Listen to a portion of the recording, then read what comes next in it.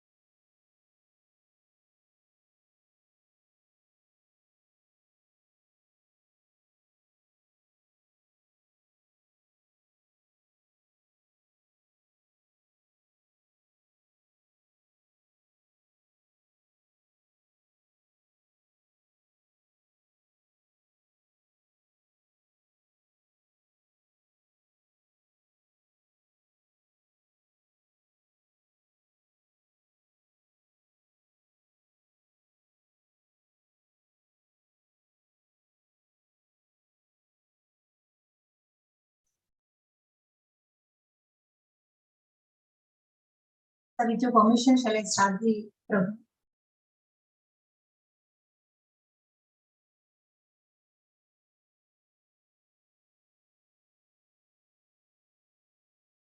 Good morning, ladies and gentlemen. Respected Honorary Director General Mr. Sunil Haskell, and the special guest for the today's program, Mr. Lal Samaji, and the guest speaker for the today's program, Dr. Sanjit Lambaji, and all the Central Council and Executive Council members of ADCOC, fellow regulators both from the center and state, friends from the industry and the academia. Warm welcome you all to the another interesting round of webinar on Indian pharma industry, the journey of industry yesterday, today, and tomorrow. We are pleased to have with us the renowned industry leader, Dr. Sanjit Singh Lamba, and the regulator, Mr. Lal Samaji, Joint Director FDA Mizoram, with us today. Ladies and gentlemen, you may be aware that All India Drugs Control Officers Confederation Academy was established with an intent to educate all the regulators and also the industry colleagues and academia on the latest development happening in the industry. And as we all know, The pharma industry has literally grown from zero during the Independence Day to a level of global leader in the entire world. And it's been recognized by the global leaders, not just during the pandemic, but even in the earlier period of AIDS, as HIV/AIDS scourge by USA President Bill Clinton, and a film is also featured on the Indian pharmaceutical drugs, especially the anti-cancer affordable medicines by a Chinese filmmaker, A Dying to Survive. So the industry strength has been recognized across the world at all the times, and it's more and more evolving during the pandemic, and there is a lot way ahead for the industry in new more areas. With that brief intro, let me welcome our guest of honor today, Mr. Lal Samaji, Joint Director, FDA and Controlling and Licensing Authority, Mizoram, for his opening remarks.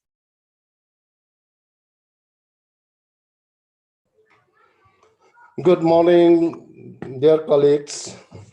My dear friend Ravi Uday Bhaskar ji, and today's main speaker, Dr. Sanjit Singh Lamba ji, and Lakshmi Prasanna ji, and all my colleagues in the Indian Drug Regulatory Fraternity.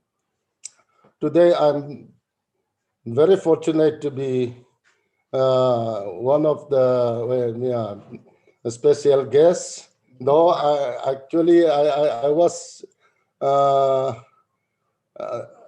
was thinking that this is too big for me, but when I tried to refuse, Lakshmi asked me to accept it, and I think and I know that there is the reason behind, and the Director General of AIDCOG was pressing her heart to make me present today. Before I start some of my experience as a drug regulator, let me share with you the first day I met Ravi Uday Bhaskar. It was way back in 2002, in the month of November, maybe 8th or 9th November. It was in Agartala, where we have Northeastern Drug Control Officers meeting at Agartala. From there onwards, I know his activities, and we are continuously sharing our thoughts and views, and it is really very nice to hear that our dream, the dream of AIDCOG of having training academy was materialized now. So because of that, we can have this wonderful webinar today. And yes, as we all know, India has become a major player in manufacturing and exporting of generic drugs and other drugs. And we say that we are the third largest producer of medicine in the world by volume, and maybe a rank 10th or 11th in value. So it is very much a proud moment for Indian drug regulator to be in the drug regulatory system. And because of the conducive policy of government of India, many industries has come up from importing countries to now producing countries and exporting countries. So that much growth is, we have noticed that much of growth today. So we have exported more than 200 countries in the world, and because of our product, the quality of the medicine, and affordability of the medicine was a big question. And we have a large pool of technical men, technical people, engineers, and we have also have a plant, a good plant, manufacturing industry, which is producing medicine. And we know that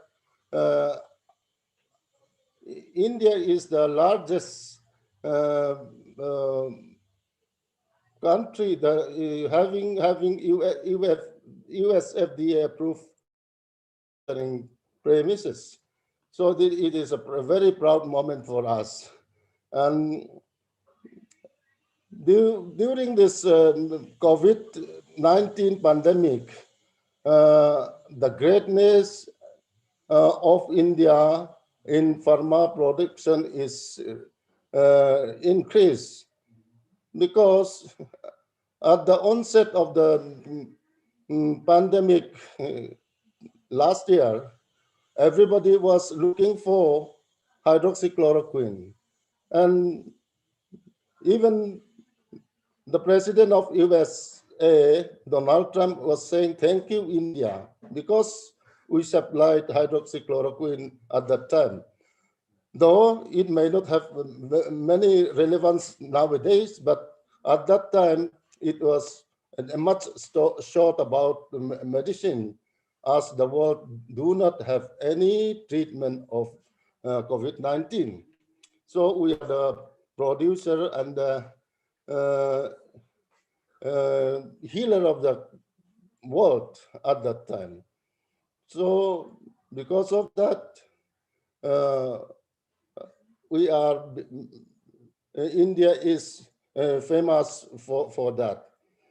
And now with the latest development and technological growth, um, many advanced countries are going for this biologics and biosimilars. Now, even our Indian industries are also coming up with that in that direction. Moreover, our technology, the greatness of Indian pharma industry is noticed in the production of vaccine. We can produce even COVID-19 vaccine. We have Covaxin and this, what was that? I just forgot. Cadila Jaidas is about to produce. And like that, we are supplying mostly 60 to 70% of WHO requirement of vaccine is produced from India. And we are exporting to almost all the countries. That is because of the conducive policy of government of India, and we have to thank for that. And presently, government of India has come up with a scheme of strengthening of drug regulatory system since 2017. And because of that, even a small state like Mizoram, we are getting that fund, that centrally sponsored scheme, and then we can improve our testing facilities, can improve our manpower, and we can improve our office.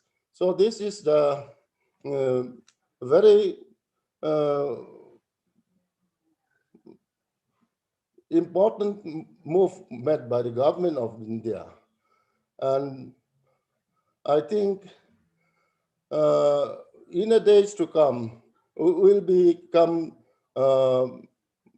not only will become the number one in the production of pharmaceutical, and we can remain the pharmacy of the world.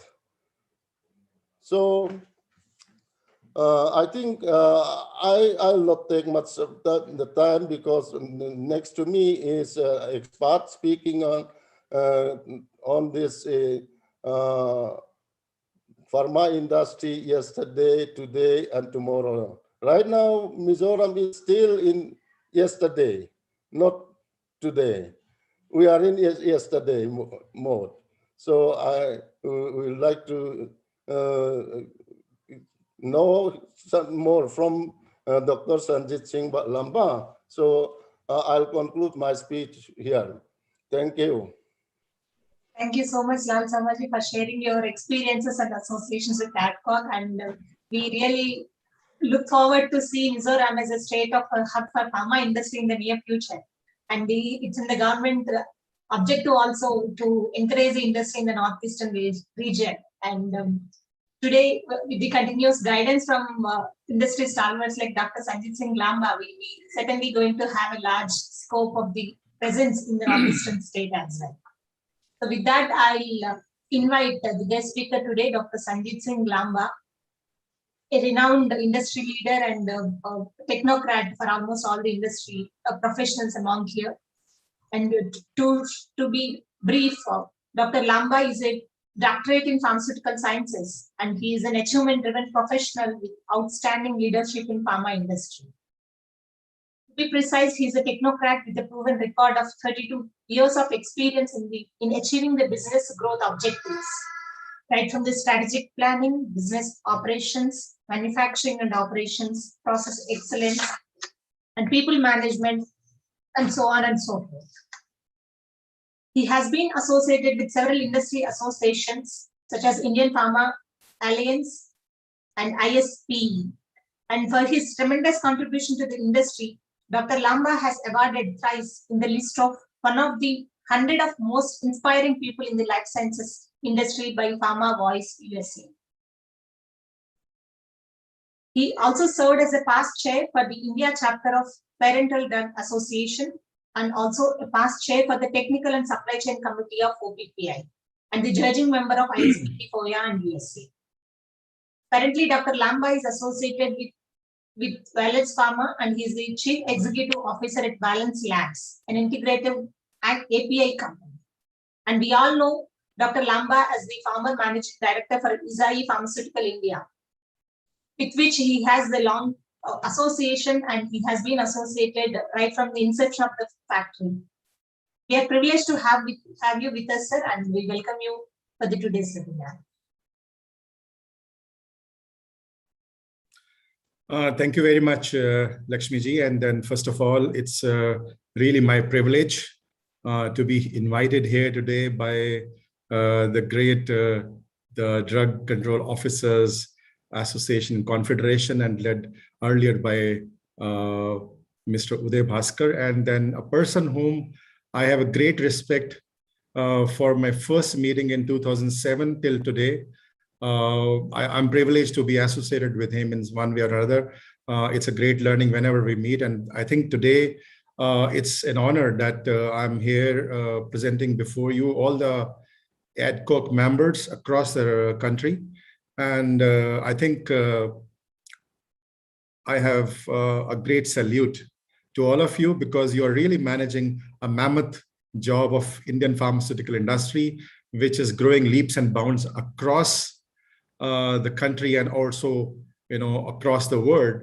And it's a really very complicated job. I must say, we are in the industry, we are handling one particular area. You are handling a very large horizon of activities, which are not only technical, but administrative and many other things in scope. So today, I'm thankful to Lakshmiji that, I was invited by ADCOG Academy for this talk today. I remember when I started my career in 1989, I was given reference of 1930 and 1970 as the milestone in the Indian pharmaceutical industry, with our 1930 first, the Bengal chemicals getting ready in India. And then till I think 1970, our presence as a pharmaceutical industry across the globe was not even spoken about. Nobody knew about what India is doing before 1970. I think that's the time frame that we started looking ahead, and then we created history. So I'm just sharing with you a small presentation, which I would like to present before you approximately for 35-40 minutes. In case you have any questions, we can always discuss that at the end of the program. So I'm just sharing my screen for the same.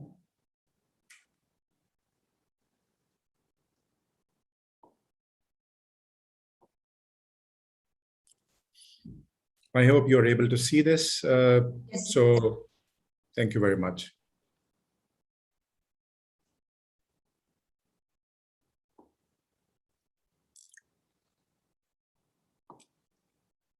So we'll talk about the Indian economy and the healthcare, and also some industry facts about how the Indian pharmaceutical industry has progressed. We're looking at the export markets, and then just a brief about the strength, weaknesses, opportunity, and threats analysis for this industry, where we are today. And we'll also talk about what has happened during the last 20 years. So starting from 2000 to 2020, and also what our aspirations for 2030 and beyond. What does the future outlook look like? And if you see from our ambition point of view, where we want to reach, which are the areas we want to strengthen ourselves in the years ahead. So if you really look at our Indian economy is set to reach around $5 trillion by 2025, which is not far, with a GDP growth of around 7.8%.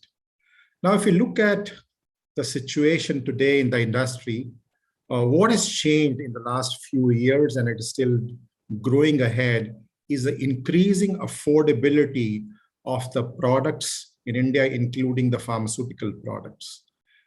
Improving the medical infrastructure, whether it is in the tier 2 cities or in the rural areas, the healthcare access for our products in the market, right from the rural areas, and the overall health expenditure. If you really look at affordability point of view, the income per capita income is set to rise 125% from $1,700 per annum to $3,650, which is approximately double. And overall, if you really look at, there is a middle class which is increasing by 40 million, and affluent class is improving by 25 million respectively by 2025. The healthcare expenses are set to increase from 9% to 13% within the next decade, starting from 2020 to 2030.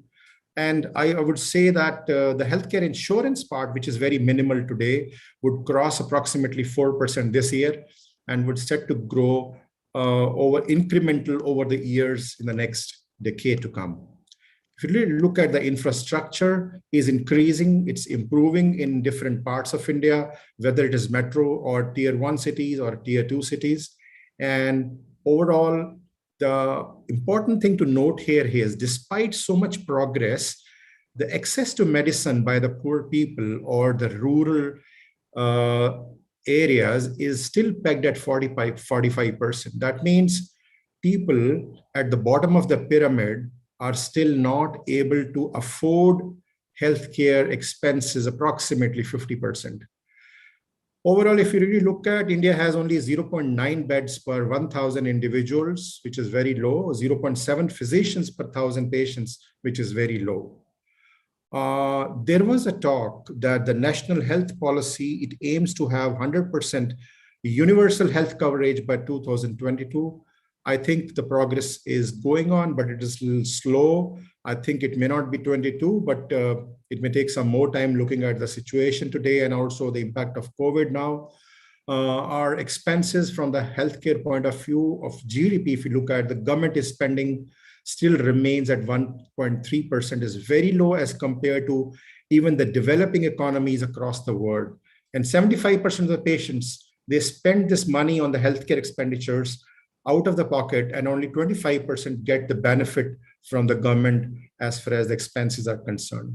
let's look at the industry where we are. The pharmaceutical industry today in India is set to grow to 100 billion US dollars by end of 2025. And the latest surveys indicate we would be around $130 billion by 2030, which is the next 10 years. Our exports from India in 2019-20 is around 16.3 billion. Just to give you so we are around 50% as far as the Indian domestic market is concerned, and also as far as the exports are concerned. Approximately 50%, whatever we produce is exported out of the country, and the rest is for the India market. A very interesting fact is the Indian biotechnology industry, which was only US $64 billion in 2019, is expected to reach 150 billion by 2025. In the next 5 years or 4 years, this is a great jump, and the industry is progressing much faster than what we anticipated. Because if you really know that in the next 10 years or so, the future of the pharmaceutical industry globally is biopharmaceuticals, is biologicals, is large molecules, more monoclonal antibodies than the traditional chemistry-based products. So this industry has attracted approximately 16.8 billion of investment from 2000 to 2020. That means in the last 20 years, we have received so much of investment in this sector from different countries. If you really look at in 2017, a lot of merger and acquisition deals were done in India, approximately $1.5 billion in the pharmaceutical sector. And this sector is growing at a compound annual growth rate of around 11% in India market and 16% in exports in the last 20 years, that is starting from 2000. This industry also ranks third in the world in terms of the volume and 14th in terms of value, which will of course now change the kind of investment which is done for vaccines in different parts of India, and number of companies are gearing up for that. Just to give you a kind of a ballpark picture, India's cost of production is nearly 30% lower than that of a US labor cost, and around 50 to 55% cheaper than the Western countries. The cost of setting up plant in India is around 40% lower. And I have experienced this in the last few years when we were comparing the cost of manufacturing in India versus Japan versus US and versus Europe. And of course, we are very proud that we have a very large skilled workforce in the managerial and technical competence as compared to our peers in Asian countries. India has the second largest number of US FDA approved facilities outside the US. So if you see, approximately now 2,700 products are approved by US FDA, and around more than 700 FDA approved plants are there in India, which talks about the high technology, the level of compliance, and the progress the Indian pharmaceutical industry has made over the last many years. Our exports, as I said, were approximately 16 billion in 16-17, and it will grow to around 20 billion by this year. So which is also a great thing. But in the year 2021, we have been impacted due to COVID crisis. But I think this should be, also a reason for us to think about our strategy, how we can grow further by using this opportunity of serving the patients across the world by providing high quality vaccines to the patients in the global market. So overall, if you see, in 2021, approximately we are around 55 billion. I remember around 10 years back, we had kept a target of 50 billion by 2020. We have surpassed that target by 10%, which is a great, I would say, achievement. And thereby, if you see from the market size point of view, we are the 6th largest pharmaceutical market globally. Now, as far as the market is concerned, we are 70-80%, we are a generic in nature, and around 20% of global generic medicine requirement is supplied from India. We are the largest provider of generic medicines globally. And also we hope that we will continue to be a leader in the coming years. There are few other areas, I think, which are growing. Sometimes we don't give, attention to these areas, but just for your information, the over-the-counter medicines, for which we have now a policy in place, approximately 21% of the market is over-the-counter medicines, and which includes nutraceuticals, which is the largest growing segment in the country today. And patented drugs, approximately 9-10% of the total market revenues of 20 billion domestic market. Now, this market, this year, if we end, we would expect to reach around 28 billion in this year, which is a very large growth from the last year. And if you look at this offers a lot of opportunities for Indian companies. And that is the reason that apart from the classical pharmaceutical industry, a lot of progress is being made in the biopharmaceutical area with biosimilars, complex generics and things, and we'll talk about that. And if you look at the generic market in India, as we said, 20 billion is approximately 28 billion is the domestic market. The rest market out of 55 billion is export market, which is a great number, and we are set to progress to a greater number in future. Last year, our global exports reached around 21 billion with 8.4% size. And if you see from the last year, which was 19.1 billion, which is a 6.2% growth rate between 2015 and 2020. But this is set to increase now, looking at the kind of opportunities we are having. As we were talking about, and this picture is every day changing. We are talking about vaccines, which is a focus area these days. Today, we are exporting to more than 150 countries about our vaccines, which is approximately 40 to 70% of the World Health Organization demand for diphtheria, pertussis, and tetanus, and BCG vaccine, and also 90% of the demand for measles vaccine.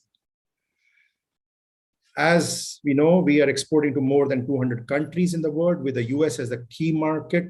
Largest market is US, which is 40% approximately, followed by around 20% to Europe, 20% to Africa, and around 20% to Asian countries, which is a very good spread as in today from the risk point of view. Our global formulation trade is approximately 650 billion, which is, if you look at the India's share of exports, is today only 2.5%. But I believe this would be a great motivation and put a lot of potential for future for organizations to increase their export worthiness to these countries. Now, having seen where we are today, and let's look at what is our strength areas. So if you look at, we know that we have a strong manufacturing base, whether it is APIs or whether it is formulations. We have skilled people both in pharmacy as well as in chemistry, the two major qualifications required to be in this industry. We are cost effective in manufacturing as compared to the global markets. We have yet to catch up as far as the API manufacturing as compared to China is concerned. But I think we are making a lot of progress in this area. We have availability of high quality skilled workforce that has been proven in the last 20 years, where the progress which is made is based on the people, and the progress is not based only the facilities and infrastructure. What we achieve is because of our people. So we have a fantastic marketing and a distribution network in the country with a strong supply chain across the various distribution channels across the country. And we have people with a strong knowledge of chemistry and pharmacy. And this industry is now more than 50 years of experience, which is good. And we are now looking at how we can become from good to great. We are good today, but we want to become great And that's the kind of a strength which will help us. If we look at some of the weaknesses today, we have a low investments in the innovative R&D, because I think we are making a lot of progress and innovation as far as the generic industry is concerned. But if you look at the innovative research and development, which requires very huge investment, probably that is one of the reasons that this investment is low in the innovation side, because we need a lot of support as far as industry is concerned. Now, the ability to compete with the multinational companies for the new drug discovery research is, I would say, low as compared to worldwide, based on because of the lack of resources which we have. And there are a lot of financial support mechanisms in different countries, including China, which is today what we are looking for to grow to the next level. If you see the Indian pharmaceutical industry, which is approximately 8,000 industries, means that only about 20 to 30 companies are large enough to bear the transactions which are required for sustained exports and compliance to developed markets of US and Europe. So this is probably the reason that shows that we have capability, we have expertise, we have a qualification, we have experience, but we need more resources. So if we want to really be big into those markets and need more companies to be in those markets, we need resources. We also need a strong linkage between industry and academia. I'm talking about this from last 20 years, from 2000 to 2020, about this collaboration which is required between academia and industry. Unfortunately, this remains low as in today. It is growing, but still a very small space, speed as compared to what is happening in other countries. We also have some issues of fake and low quality medicine in some corners of the country, though this volume is less, but we need, as we are custodians of the quality and image of our pharmaceutical industry, we must make sure that we eradicate these fake and low quality medicines from the supply chain and make our supply chains more robust as compared to what it is today. If you look at opportunities, we have large export potential. As I said, more and more companies are looking at growing this exports to the developed markets, especially US, Europe, and Japan, but we need more resources. We need marketing tie-ups with more multinational companies to sell their products in domestic market. That means we look at alliances. We are looking at in-licensing products from the multinational companies.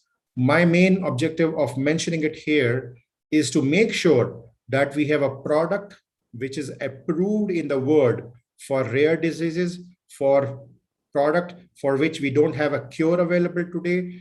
That medicine must be made available to the patients, because ultimately we exist because of the patients. If you're not able to serve the patients, if you're not able to make sure that the products which are new are available to the needy patients, then I think our job is not done. So we have an opportunity, we have a potential, we have our responsibility to make sure to make available these products to the domestic patients.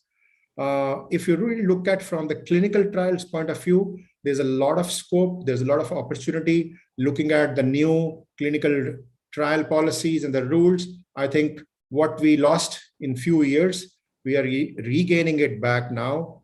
And we want to achieve a position of a preferred destination for clinical trials. We are a key player in the contract research and manufacturing services business, and a lot of multinational companies are partnering with the Indian companies with the kind of a trust which has grown over the last many years. Now we have a lot of potential for, as I said, for the developed markets, not only the developing markets, but developed markets. And I especially mention here markets like Japan, for which our presence is less than 1% today. There's a huge potential which is being captured by China, which is being captured by Korea. US and Europe. But being a pharmacy to the world also means that we must look at the challenging market of Japan, that we make our presence felt there, we make our availability of APIs and finished products into these markets, and we can do that. I think a large opportunity for us is the biotech market, including the biosimilars, including the vaccines and vaccines of all kinds. I'm very happy when I was listening that Zydus Cadila is the first company in the world to come out with basically a DNA-based vaccine for the first time, and which is being approved for the children. And I think there's a lot of things which are going to happen in this particular segment in future. There are a few threats looking at, we know we are highly reliant and dependent on China. Of course, we are making progress to increase our presence, to look at how we can improve our position as the API supplier to the world. But I think here also, we need large support from the government, from institutions, to make sure that we have a large financial support to make large volumes of business, which China is doing, because there is an economy of scale. That's the reason we are approximately 20 to 25% more expensive than what China is, because of course, the cost of capital and the cost of other resources, which are low in China. But not only that, there is also a large incentive which is given to the Chinese companies. Also, if you really look at, we need to look at the tariff protection. You need to lower this tariff protection, which has increased competition in the domestic market, resulting in the erosion of profitability. And I think one of the major areas is the price control, which we have on the industry. And that is sometimes, actually, I've seen many products going out of the market, especially the novel drug delivery systems, and also some plain vanilla pharmaceutical, classic pharmaceutical products, because it was unviable to make a quality product at that kind of a price, because we have sometimes unrealistic ceilings on the product prices. And also, I think if you see from Indian pharmaceutical industry, there are still some areas where we need to tighten our compliances as far as the quality is concerned, as far as the regulatory compliance is concerned. So compliance, whether it is domestic, whether it is the Food and Drug Administration India, or global, or Schedule M, or WHO, a compliance is a compliance, and we should not make double standards or triple standards, that there's something compliance for India market and something different for those markets. Of course, I understand very clearly that there is a price to pay for that, but the future belongs to those companies who would run a single and simple compliance system. That means one compliance system for all, if you want to be sustainable in this market forever. If you see the global pharmaceutical market, which is growing by around 5 to 8%, and it will reach this year a level of $1.2 trillion US, which is very large.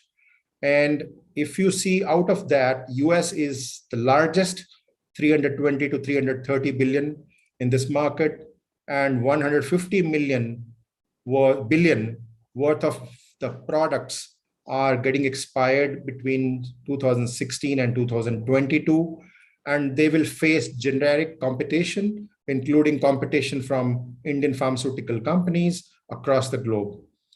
We have a large opportunity in the far emerging countries, which is basically pharmaceutical emerging countries. These are 17 countries, including Brazil, Russia, India, China, and many others. And they would be growing much faster than the global market by around 13 to 16% over the next 5 years. Just to give you an indication that things are going to change. In 2012, for the first time, the top selling drug in the world was a biological product called Humira, which is basically used for immunotherapies. And it was a large product. Today, we have a product which is available in India as a biosimilar of Humira.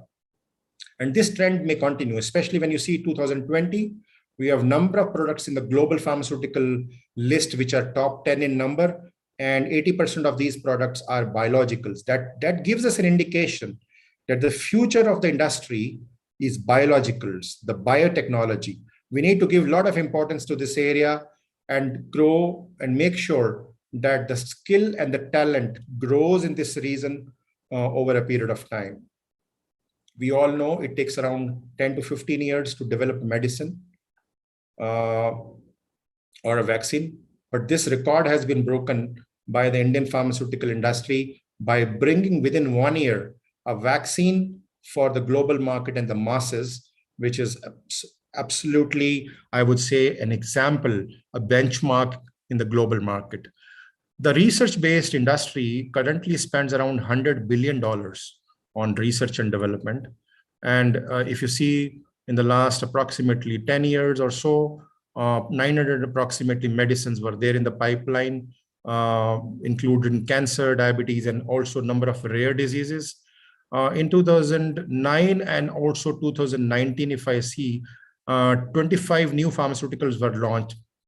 This is an indication that it is becoming more and more difficult for products to be brought to the market. From 3,000 compounds in development, only 25 pharmaceuticals reach the market. And if you see the biological entities, they also, if you see in the last 10 years, there were 151 products. And earlier decade, there were 211 products in the pipeline. That means it also is becoming difficult. Overall, it's very important to know that it costs an average approximately $2 billion.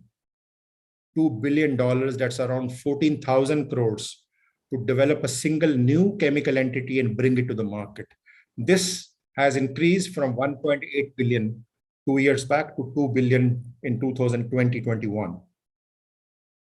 So if you see the overall leading R&D firms in the world, out of 10 leading global R&D firms, 5 are pharmaceutical. That shows the health of the pharmaceutical industry across the globe, and that also is an indication about what we are going to do in the market. If you look at the challenges today, we have a declining R&D productivity because leading to transformation and bringing a lot of innovative business models. We thought that this R&D productivity should increase, but actually it is decreasing. The pharmaceutical pipelines are drying out because the number of products are getting small and smaller. We are introducing new technologies, new targets, and the data. And we are using a lot of new techniques like artificial intelligence and data analytics and machine learning, which is ML, in the last few years. Overall, in-house developments, they are becoming more expensive and slow because the competition is increasing. And if you see overall on the other side, the biotech industry is more creative and delivering more products which are cheaper and faster, but they are not with a higher success guarantee because it's a very complex as compared to a typical API process or a formulation process. API is much more challenging if you're looking at the biotech route. So if you're looking at a change in bringing innovation, we need to do a lot of new things and what we are not doing today. Let's look at, we'll come to those, what we need to do as far as R&D is concerned or manufacturing is concerned, but we'll also look at what we need to do more in this area. If you really look at our aspirations, as I said, we are going to be $130 billion as far as the next decade is concerned. This data is from AOCD, IQVIA, and Pharmaceutical team analysis. And this is, also indicating that the increased growth is in the large underpenetrated markets is required, such as Japan and China. For the first time, I've heard in the past few days that there are companies who have started exporting to China, which was never the case, though it is difficult. But there are examples in India market also. And I think this is set to increase in the next few years. Overall, Around 250 billion opportunities there from 2018 to 2024. And this is basically an opportunity for number of generic players in the Indian pharmaceutical industry. If you look at the future considerations and outlook, what we are looking at is accelerating this research and innovation. That's what I said today. It is low in India, and that's what we need to increase. We'll see what we need to do for that. We need to create more sustainable healthcare. We need to improve our manufacturing and supply base in both the domestic and the global market. And last but not the least is improving access to medicine. As I said, the access to medicine by people in the bottom of the pyramid, especially people who cannot afford high-priced medicines, and that number is approximately 50%, which is a large number. So what we need to do if we want to increase innovation, we need to make also some changes in the regulatory body and the central body to streamline research infrastructure and financing from all the government bodies, what is happening across in different parts of the world, whether it's Singapore, it is China, or in the European countries.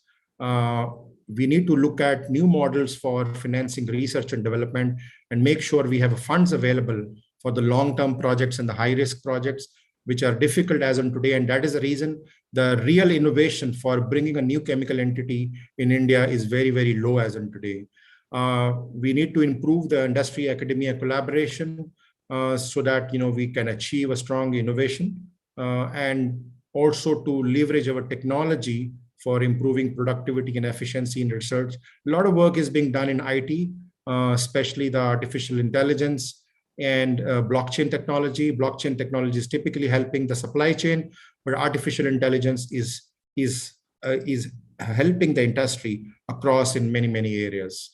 So as we are talking about, we need to improve the universal health care access. We need to bring that universal health coverage 100% at least till 2025, if not 2022. The government has already a plan in place. We need to really look at how this can be executed to make sure that, just like many other developing economies also, India can proudly say in future that we have a universal healthcare coverage, and that is 100% and not a low level which is there today.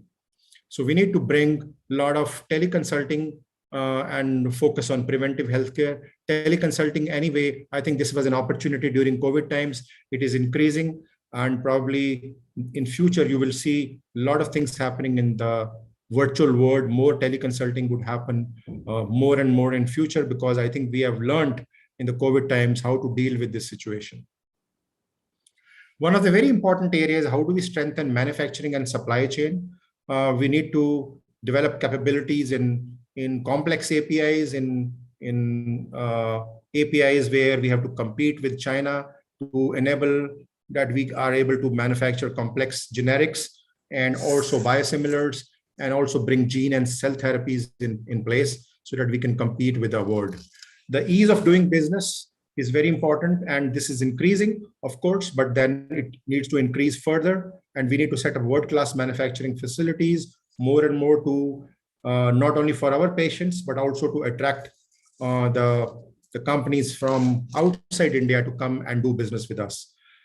And we need to really work to attract the best talent in India, and also bring back the people who have gone abroad because of a brain drain, and help India reach that mission which we have seen for 2030 of becoming a self-reliant and a universal health coverage country.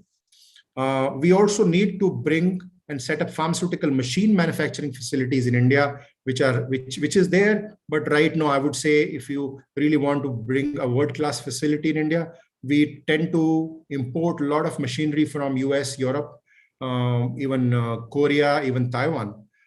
Indian pharmaceutical machinery is available, but it has to really catch up with the kind of a quality and automation and the kind of the finishes which are found in those countries. We need to really look at how government can help in lowering the fixed costs and savings in the forex, and also reduction in time to set up these facilities.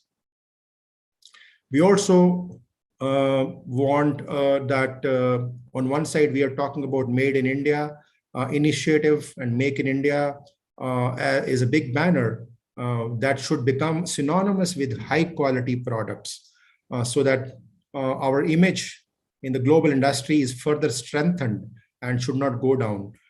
The next wave in future, in the next 10 years, I think would come from markets like Japan, China, Africa, Indonesia, and Latin America. For example, if you just see the Japanese market, which is worth $85 billion in 2018, with less than 1% share from the India market, but I see a great potential. It is difficult, it is challenging. It is more difficult than the US FDA, not in the regulations, but from the product quality point of view, the stringent customer requirements point of view, but the regulations are approachable. The regulations are, we are able to comply with it as far as the Japan is concerned, but much more than any other country, their product quality requirements are much more stringent than even US and Europe. I think we need to strengthen the API manufacturing. We need to bring more clusters as far as these pharmaceutical parks are concerned.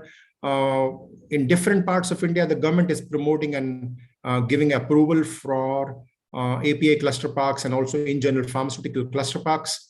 But I think as I was inquiring in the few of the cluster parks in India, we still need common facilities, utilities like a solvent recovery, distillation plants, power and the steam units, effluent treatment plants, or big warehousing systems so that the whole industry need not spend money on these areas. We need to spend money on our own manufacturing, research, and quality, and not on these secondary areas which can be done in a common way, which I have seen much more in the special economic zones, including Visakhapatnam and also in general non-SEZs also, whether it is Hyderabad or whether it is Gujarat area, but we need to do more and more in India about these areas.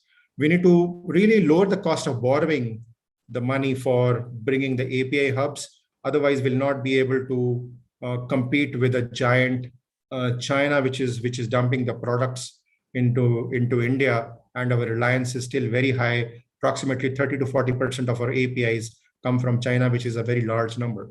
So when you look at Ambition India, we were $4.2 billion in 2000. 20 years back, last year we were 42 billion approximately. So you see 10 times we have grown in the last 10 years. Of course, from the COVID point of view, we have a setback as far as growth is concerned, but I think this will be achieved. As I was saying, we will be around $130 billion, which is a large. Now, this is a picture from 2000 to 2020. You see the gray area, which is a domestic market, the yellow one, which is export, and the overall market. If you see from where we have gone from $4 billion to $42 billion, the growth rate is increasing. There are definitely number of areas where sometimes the slowdown has happened because of certain issues, including the national pharma pricing policy in 2012, and also price has eroded in the US market in different times. And also it has given a big boost in 2005, which was driven by generic market and the growth in the contract research and the manufacturing areas.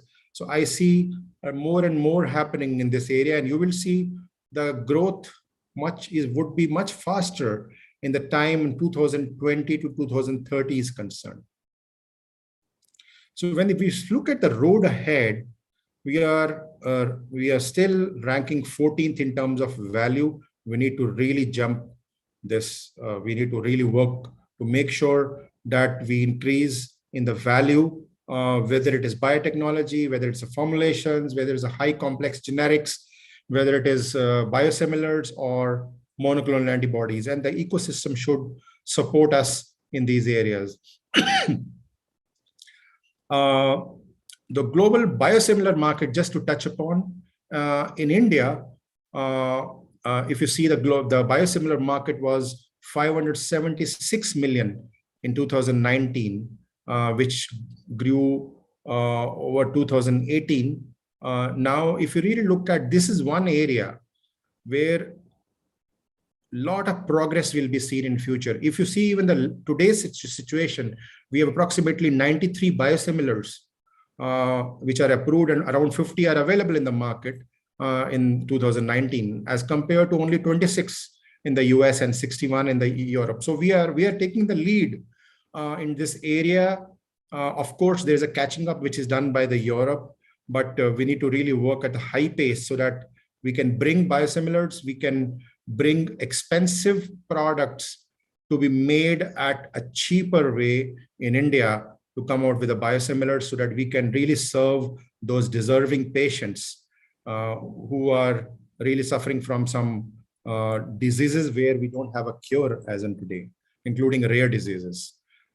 If you see the situation of IP scores, intellectual property, we are today, if you see the blue area, our score is compared to the top 10 economies, which is 38 as compared to 90, which we have seen as a blue, which we need to improve upon. That means we need to improve on filing patents, on filing copyrights, trademarks, design rights, trade secrets, more enforcement, more efficiencies, and membership of international treaties, so that we are there with the word and then we are respected more because of our intellectual property as compared to other markets.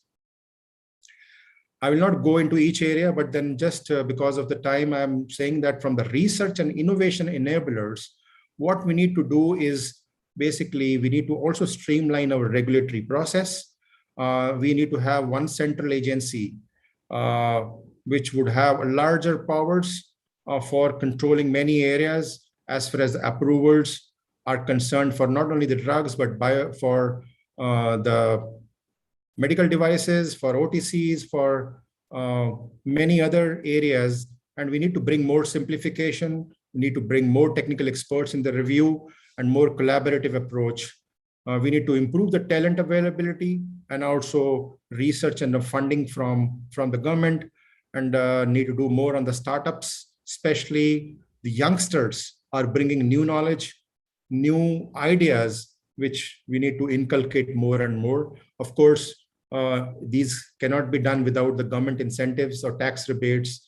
So we look forward that, somebody is listening in this area, and we need to really look at how government can support us with the incentives and tax rebates, and also bring more collaboration between academia and researchers. From the manufacturing point of view, rapid expansion in API facilities, bring more infrastructure that caters to the world, not only in classical pharma, but in the biotech, in vaccines, in biosimilars and medical devices. And I have seen good examples in India as far as the medical device is concerned. If you see the Vizag park for medical devices, a lot of another examples are coming out, and I see a lot of progress will happen. We need to work more and more on automation and digitization using the Internet of Things, machine learning and artificial intelligence, and bringing more automated storage and retrieval system in the warehouses, because that's what is a need for future.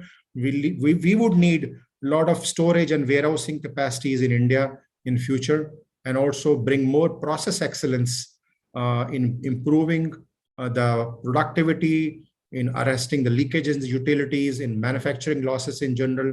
But most important thing I would say is how do we improve quality and compliance so that we create so much of pull from the other countries that they are bound to get the products from us. We don't have those issues of non-compliance of GMP, which are there in some pockets. But I would say a lot of change, a lot of progress has been made in industry. I see less number of issues coming as far as the GMP compliance in India is concerned. And a lot of thanks, I would say, goes to all of you, because you are the custodians, you are monitoring, you are controlling the regulations, you are controlling the compliance to good manufacturing practices and things like that. I think we need to do more and more on quality and compliance with more stricter norms for manufacturing practice and adherence to standards. And also from the finance point of view, inclusion of more tax incentives and more focus between the pharma companies and the engineering and the pharma colleges to involve industrial tools and things like that, because I think still it is lacking. We see the new talent when they come to industries is not industry ready. So on the left-hand side, I say that the future belongs to the patient centricity and agility. That's very important. And this is one of my last slides here. On the left-hand side, you see things which we are doing today in the industry. We have already started artificial intelligence. We are doing predictive, preventive maintenance, demand planning, quality control management through automated systems. We are using a lot of prescriptive analytics and execution. We are using more track and trace systems, improving the workforce efficiency and safety. Through some systems, we are able to monitor our assets in real time. We are using cloud-based platforms for storing our data, using a lot of enterprise resource planning systems, ERP systems, and a lot of integrated manufacturing and supply chain networks, which are basically ERP systems. And many of industries are using cloud-based systems today. We have online pharmacies, direct-to-consumer delivery of medicines, which is basically creating more access to for the medicines to be consumed by the general public. And on the other side, what we need in future is more augmented reality and virtual reality. We want to improve workforce efficiency, enhance more training efficiency of our people. We want to use more blockchain technology for track and trace technologies, for verifying the drug quality, for helping in the label management system, and also a chain of custody for individualized therapies. What you will see more and more in future is personalized therapies, gene therapies, for which the work has already started. The products are already available in these areas, but as in today, it is very expensive, including the 3D printing. You will see more and more products would be manufactured using a 3D printing technology in future. And if you see robotic process automation, which is RPA, you will use more robotics. I started using robotics in the year, if I remember, was 2005, when I started installing the robotic lines for manufacturing sterile products, both APIs and formulation in central part of India. But these robotic processes are still in the nascent stages. Not many companies are using this, but I hope that in future, you will see more and more automation happening in these areas. More manufacturing facilities will start using fully automatic technologies, at least in processing of sterile products, because today there is a lot of manual intervention still in larger part of the industry, which needs to reduce so that our contamination levels go much lower than what they are today. And also, as we are talking, there are a number of products available on automated decisions and execution for people. If you have a problem, you need not discuss it for months together. You have the solutions available if you put across your problems, and you have softwares which are available to give you an automated decision, at least a suggestion to the people to look at the decision making. So overall, if you really look at the future, would belong to what patient needs. So we need to look at what patient demands. The patient demands also will increase in future. Today, the patient is not very demanding in India as compared to what we see in US or Japan. Japan is Japan is one area where the patient is very, very demanding. But in India today, the patient is not demanding. But future, you will see more and more because of a lot of learning, lot of knowledge, a lot of youngsters coming. A lot of patients will demand more and more new technologies. They will demand high quality. They will demand more new, different types of products. And we need to be more agile, more flexible to adapt ourselves to these requirements. So if you see the more new business models, we are looking at more therapeutic solutions for, we are not looking at only medicines. We are looking at therapeutic solutions. That means diagnosis, treatment, not only with medicine, but treatment with many integrated solutions areas, using technology, using the medicine, using surgery, using artificial intelligence networks. And also there will be more personalized medicine, which would, because if you see the rare diseases, the number of patients are very, very low. In case of rare diseases, the companies need to bring the solutions to the patient in a more personalized way, rather than a mass solution, which is brought today. And you will see more potential novel preventive strategies for products. Already we have started moving on diabetes and cardiovascular areas. A lot of preventive strategies are being worked by companies, but you will see more and more happening in future. We will have more affordable products, including vaccines in future, and also vaccines not only for these areas like coronavirus and other vaccines which we use, for example, rubella virus or measles or any other areas or polio, but we will use vaccines for also cancer. We will use vaccines also for immunotherapies. We will use vaccines also for tuberculosis, which is actually the need, because the future is more biotech and more vaccines are coming in this area, which are right now in the clinical stages for even diseases like tuberculosis, for cancers. Already there are vaccine-based cancer medicines which are available in India today. You will see more and more happening in future. This is my last slide. You will see the emerging trends in India. You will see more shifts in the market demands and response. For example, we are moving away from a traditional pharmacy to an e-pharmacy mode. We cannot stop this revolution. Even if we want, we cannot stop this, because this is a need of an hour. This is need by the patients. So the patients will demand more and more to happen. We need to make sure how we can support the patients in this area, how the regulations can be strengthened more and more in this area. There'll be more focus on quality and a CGMP compliance in this next 10 years, more regulatory scrutiny by the regulators, whether it is India or whether it is abroad. There will be pricing pressures and excess pressures. They will continue because this is a very complex area, and we need to take the help of the government to make sure that the industry is supported to progress in future. You will see a shift happening from a treatment to prevention. A lot of preventive strategies will come more and more in future. There'll be arrival of more diagnostic to personalized therapies, new players in vaccines and biologics, and also more healthcare spending by the government, which we are waiting from the last few years, and greater international and regulatory cooperation, which has already started happening even in India. We have seen under the regulatory agency here in India that the cooperation with the other regulatory agencies across the board has increased. And I would forecast more expansion of biotech, biopharma, biosimilars in the market in future.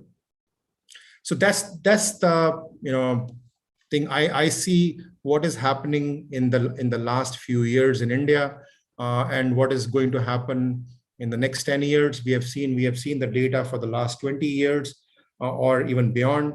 We have moved from a very simple classical pharma manufacturing to a world-class state-of-art facilities in India. Not only facilities, but a very good administration, able leadership as far as the government administration for Food and Drug Administration is concerned. I see more and more happening in future in India in this area too. Thank you very much for this patient listening. And I see, though there is some kind of a time lapse, but probably I think I try to do my best, whatever I could during this time. Thank you so much for patient listening.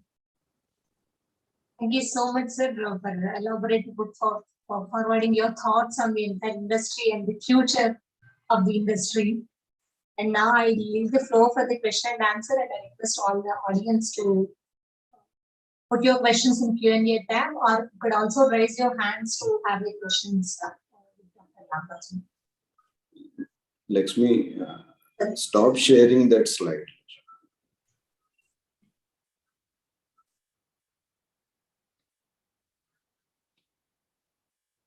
Sir, there are a few questions in the Q&A. Should I take up those questions? There is a question from Mr. Ganesh Chavan.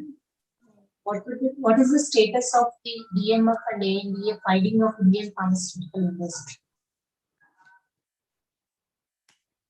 So, as I was saying, if you see the progress which is made about the number of products which are approved, this is substantially increased. This is substantially increased as far as the drug master files and ANDA is concerned. The number of approvals today for Indian pharmaceutical industry are much higher as compared to what we had seen even 20 years back. Today, as I said, more than 700 facilities. Just about 10 years back, there were around 300 facilities which were approved by the stringent regulatory bodies. That shows the kind of technology the knowledge, the skills, and the kind of a knowledge in the form of ANDAs and drug master files is increasing very rapidly in the last 20 years and is set to grow further, approximately 15 to 20% growth in the next 10 years, which is a very large as compared to the global industry. Thank you, sir. And just to add to your point, as per the statistical evaluation of our team, we could see that there are about 4,200 ANDA approved for the Indian pharmaceutical industry until December 2020. There are hand raises from a couple of the audience. I allow them to speak, sir. Mr. Om Prakash Sadhwani ji, we have made you to speak, sir. And we'll wrap it down.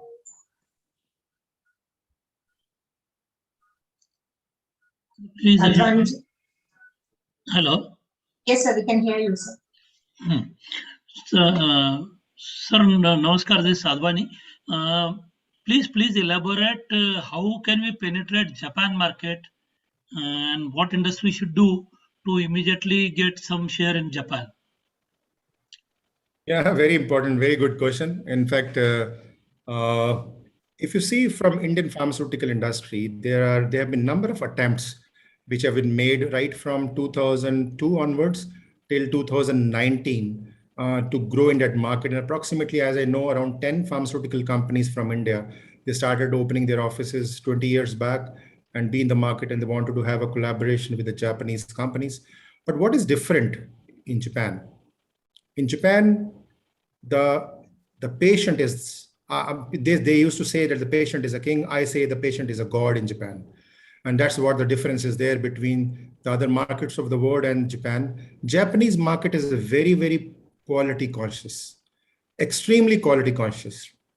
That not only, if you see from the complexity which is there in the pharmaceutical industry, especially APIs are concerned, the market demands 1/10 of the ICH impurity levels, which is very, very stringent. Not even used, not even asked by the companies in the US or Europe. The most important difference is not only in the chemical part of the quality, but also the cosmetic quality. And in Japan is the only country where equal weightage is given to cosmetic quality and equal weightage is given to the chemical quality. If you look at the cosmetic quality, what it means is the number of particles, extraneous contamination, black particles, fibers, human hair, they are treated as critical defects. These are not treated as critical defects in many parts of the world. But in Japan, if you find an API with a human hair, which is coming from the eye, which is from the eyelashes or something like that, it is considered to be highly contaminated. If you have a black spot, it is considered as material which is not fit for pharmaceutical consumption. If you have a tablet which has a black spot of 50 micron in size or more, it is considered as a contamination. That means the product needs to be returned back as a recall. If you see a hair of any kind, it is considered as a material not fit for consumption. And mostly when they get a hair, they will start giving you a feeling that probably the future is very uncertain, and the future, unless a drastic action is taken by the company, the future business will not be started. That is the reason that today we are less than 1% in the Japanese pharmaceutical market and more than 30% in the US or Europe markets. So the patient is more demanding. That's the only country in the world where a grandmother or a grandfather of more than 80 years would open up a laser scanner and would check the tablet from all the sides before ingesting. Whether it's a tablet or a capsule, forget about injectables. Even the tablet and capsule from outer packaging to the inner core tablet are considered, it must be cosmetically also perfect. If there's a cosmetic defect, that means there may be any other kind of a defect in the tablet also. That means a chemical defect or a physical defect or any other defect. That's the reason, because of so much stringent regulations. I still feel stringent requirements by the companies can be met. It is a matter of time, and companies need to be very patient in that market. but they need not withdraw from the market. I have seen a withdrawal from the market by around 10 companies from 2000 to 2019, very big names, even who had offices in Japan. They came back saying that this is not our cup of tea. We don't want to be in that market. But I think we should not get discouraged with this. There is a way, and I think I was in that market for more than 13 years, and I saw, and our people learned that over a period of time. If we can learn, the industry can learn, and I feel that we can make a change in this market, because the future is a lot of potential is there in this market. Which is the country, hello, which country is enjoying highest share in Japanese market other than Japan? Other than Japan, Korea and China.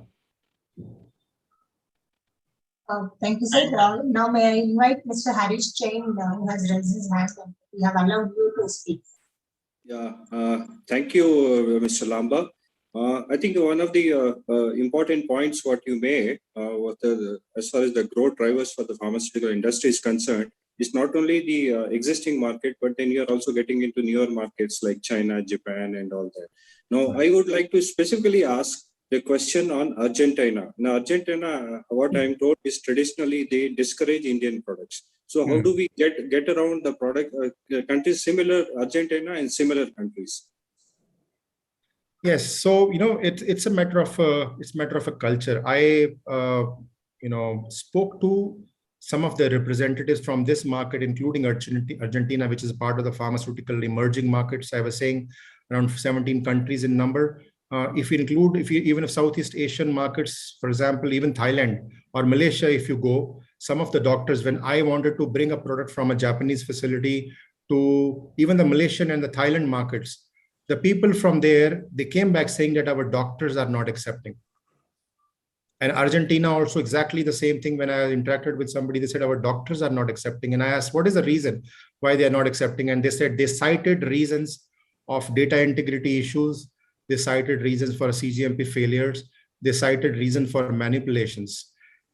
Just to give you an indication, Japan is again one country where if they face or they come to know that there is a data integrity issue, that people are not honest in their approach, they would not like to do business. So I think more is a cultural issue. Product quality is not to be blamed for. We need to really make the people understand through a lot of counseling, a lot of meetings, networking with them, that we are very competent, we are very quality conscious. Of course, there will be some pockets where you will find suboptimal quality of our products, but not all. So we need to really work on the cultural side rather than more on the technical side in these areas. So what do you think that a body like Pharmaxil should be working on this? What kind of approach we should have to penetrate markets like Argentina? Is it, do we start with formulations or the APIs is the best the thrust area? In general, I would say we need to work on both the sides, whether it is APIs or whether it is formulations. We need to start, of course, with a less risky approach of starting our API business into those countries like Argentina, but also start with the pharmaceutical formulations, because I think we need to really make sure the whole horizon is available for them. Of course, when you look at the Japanese market, I would suggest to start first for a few years, only intermediates and only APIs. You create your presence, you create your image, you create your loyalty, you create your trust first in these markets. And those markets which are not trying to take the products into those markets, I think we need to move very cautiously and not forcing, not pushing our products, but to really create a pull in these markets by creating more trust that our products are very not only high in quality, but they are affordable, so that people across the various layers of the strata of society can afford it. I think that gives quite a work to Pharmaxil to do. Absolutely. Thank you, sir. Yeah. Thank you, sir. There are time permits, I could take a couple of questions from the chat box, sir. Because we are running late, almost 20 minutes past the scheduled time. So can we take a couple of more questions, sir?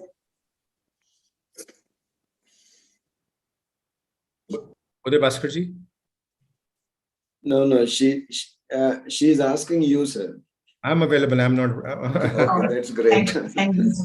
So there is a question from Dr. Vivian Prasad, sir, joint Reps Controller of CBSE Board. The question is that in India, different regulators are there for the patents and different regulators for the drugs and cosmetics. The regulatory mechanism of the patenting system and the drug regulatory system are different. So do you feel the patents and the innovations should also come under the regulation of the BNC Act along with the patents of the drugs? Sir, should I read the question again, sir? No, it's okay. No, it's okay. I still feel that patenting is one area which is intellectual property, and there should be a separate mechanism to govern the patents, because it's like then doing too many things under the one umbrella, which may not be efficient, which may not be productive. Because if you see, the Drug Control Administration today has a mammoth task, because there was a time when we had a lot of focus on pharmaceuticals. Today, the medical devices, the nutraceuticals, the OTC products, the cosmetics, they are booming. And the next 10 years, they are going to really grow in the market at a very large speed. It will be very difficult to control such products if they're getting mushroom from various corners of the country. And also you will see a lot of products from overseas imported in the country. And these are mostly into the nutraceutical segment, because this market is going to be very big. IP, on the other side, is a very specialized area. Not that it cannot be managed, but I think more from giving a focus on the IP and patenting. Wherever an interface is required, the interface can be created between the Drug Control Administration and the IP administration, but it should not be under one umbrella, because then it will become more complicated, in my opinion. Thanks for your thoughts on this, sir. So many of the students have also joined, and they would like to hear from you on the advice for their future course of programs or career. So there is a question which says why India is not generating a new chemical entity. I think this is from Pooja Agarwal. This is a dream. Of course, in India there are a couple of successes, but we are not generating really a blockbuster or a big new chemical entity. As I said, the cost of bringing a new drug to the market is around $2 billion. 14,000 crores is not a small amount. And this 14,000 crores, unless we become very big, if there is no price control on everything, if there is a resource available, if there are incentives available, if there are tax rebates available to the industry, probably we can really use this finance for bringing a new drug to the market.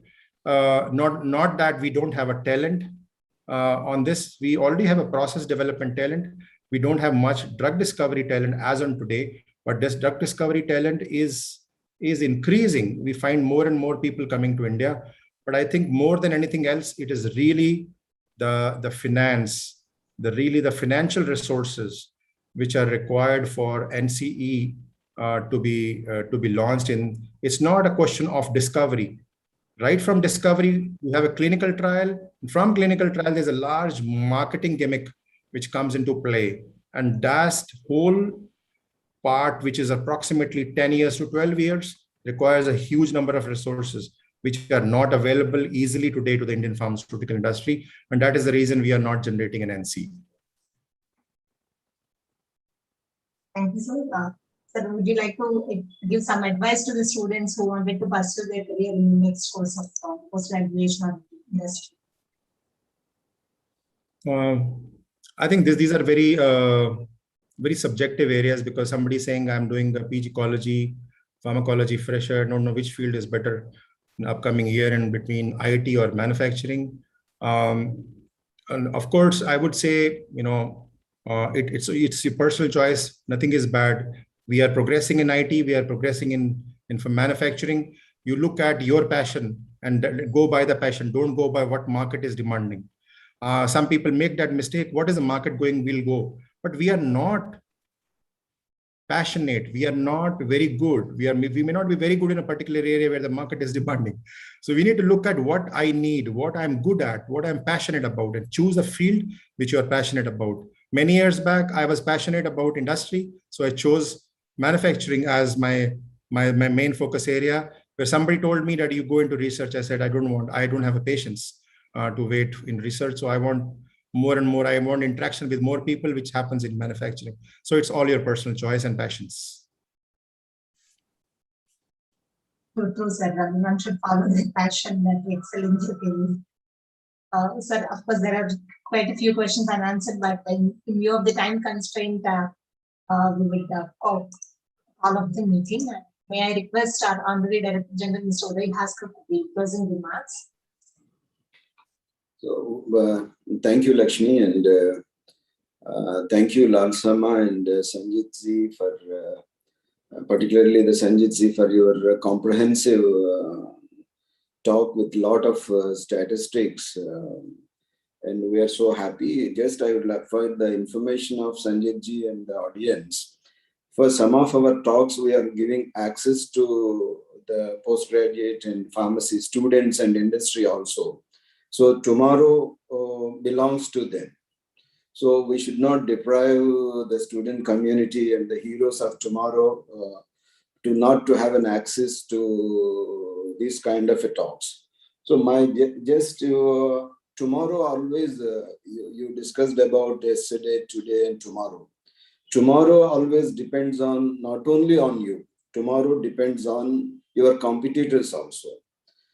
If you want to continue or sustain the capabilities of Indian pharmaceutical industry, we need to address the points what you have rightly mentioned, that in the area of biologics, we are lagging behind, and the China and Korea and all these countries are moving ahead. Out of 25 billion exports and 50 billion Indian pharma market, we have only 170 million worth of biosimilars. At the same time, the complex generics. The other one you are talking about, the APIs. Tomorrow, even the government of India has announced the PLI 1, 2, and they also announced the policy for they're considering the policy about excipients. But if you're tomorrow also, if you depend on China and our neighbors on these APIs, intermediates, and basic chemicals, your tomorrow is not going to be that good. The yesterday what we enjoyed, particularly in the era of patents and the patent protection, now the countries like Bangladesh is enjoying the same facility as an LD. They have an LDC status. It will go up to 2032. They are going to be stiff contenders like that. Earlier in 1947, our pharma is only 10 crore rupees. In 1980, it was only 1,500 crores.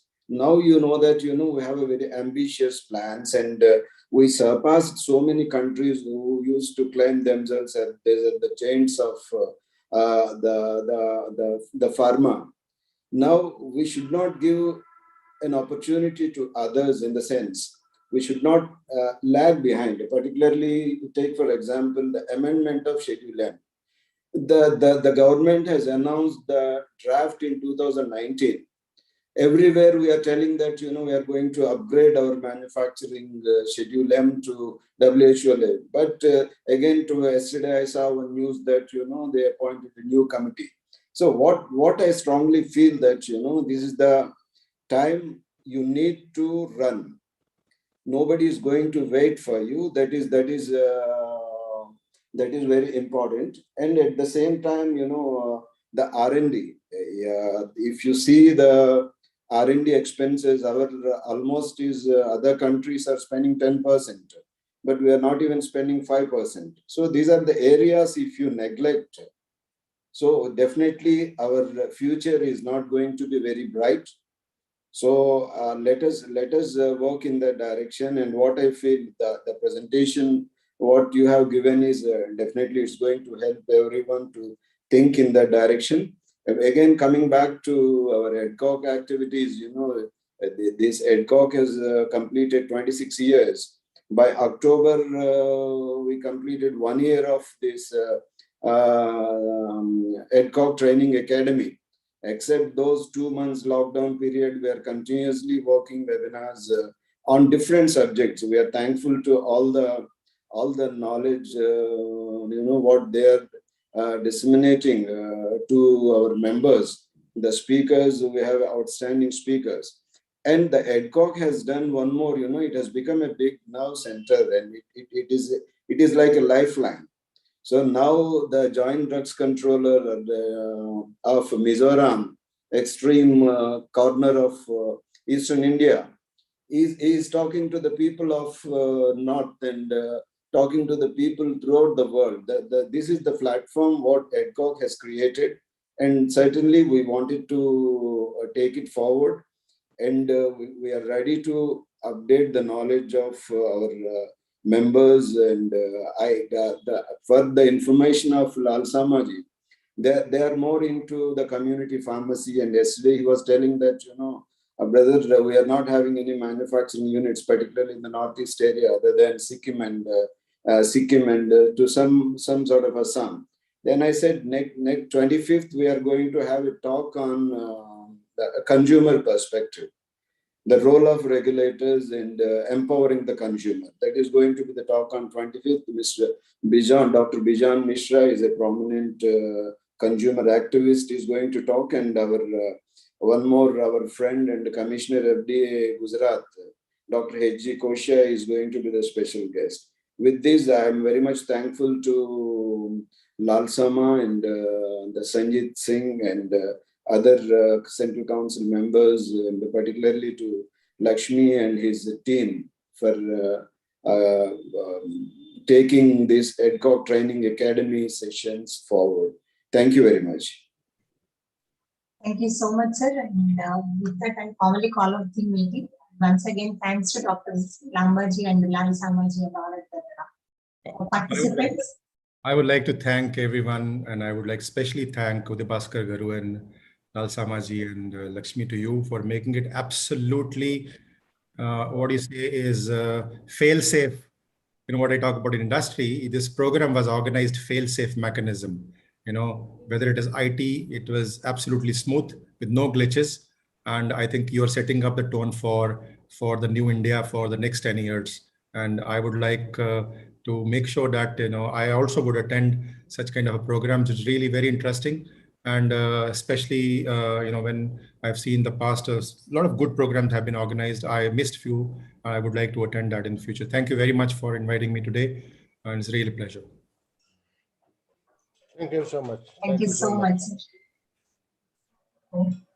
The program link and the presentation will be shared to all the members through email, the registered email, along with the feedback forms and the service. So with that, I thank everyone and have a good day.